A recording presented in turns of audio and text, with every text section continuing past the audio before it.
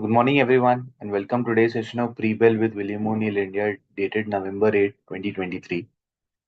So, before we go ahead, I would like to give a small disclaimer that registration granted by SEBI, membership of Basel, and certification from NISM is no way guarantee performance of the intermediary or provide any assurance of returns to investors. Investment security markets are subject to market risk.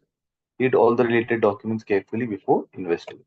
So, without taking your much time, I'll start with Nifty's chart analysis. If we talk about yesterday's opening, Nifty had a muted opening yesterday.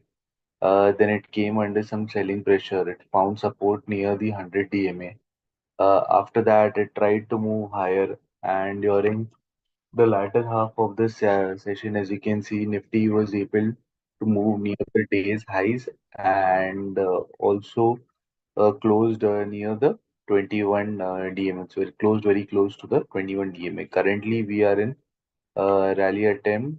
As you can see, Nifty was able to hold its recent lows for 3 consecutive days. Now we are searching for an FTD, that is a follow through day, which is an up move of 1.5% or higher on volumes higher than the previous day.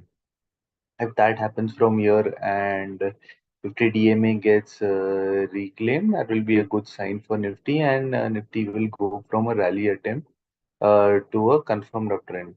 However, on the flip side, if the recent lows gets breached, then Nifty will go back to a downtrend.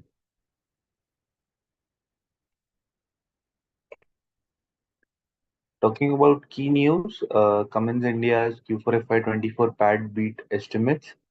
Revenue declined 2.6% YOY to 1899.7 crores.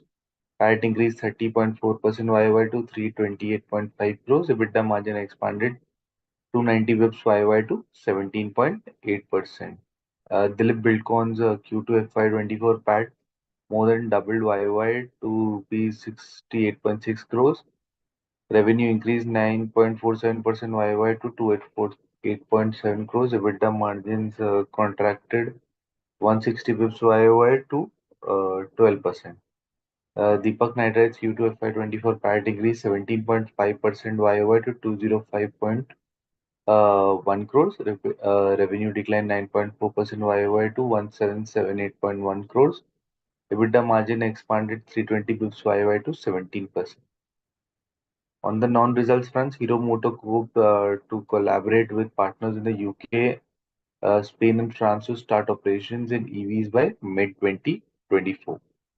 Apollo Tyre came up with a very good set of results. As you can see, PAT doubled, more than doubled YY to 473.3 crores. Revenue increased 5.4% YY to 6279.6 crores. EBITDA margin expanded by huge 650 bips YY to 18.5%. Talking about the global market update, all three US indices closed higher. Dow Jones closed higher by 0.2%, S&P 500 by 0.3%, and Nasdaq Composite by 0.9%. Asian markets are trading on a muted zone, as you can see. Kospi is trading minutely higher by 0.1%. Kospi is trading minutely lower by 0.1%. Shanghai minutely higher by 0.1%, and Nikkei by higher trading higher by 0.2%. Talking about Gift Nifty is indicating a positive opening at around 19,526, which is around 110 points higher from previous day's close. If this happens and Nifty is able to sustain this, Nifty can easily close above the 50 DMA if the following gap up and post that sustenance of that gap up happens. Talking about the chart of the day, the chart of the day for us is Indian Man. I mean, it's just for educational purpose at this moment, as we all know that we are in rally attempt, and we haven't seen the we have seen the follow through day yet. But as you can see, the stock is still 5% to pivot, and during this time, if the follow through day happens and the stock breaks out, we can always scout for good stocks and keep our buy watch list ready. So just for that, we'll be discussing Indian Bank at this moment. All the ratings for the stock are really good. EPS strength at 95 is great. Price strength 70 is fair, and even the buyer demand is good. Uh, If you look at the RS line is trending higher, which is a good sign.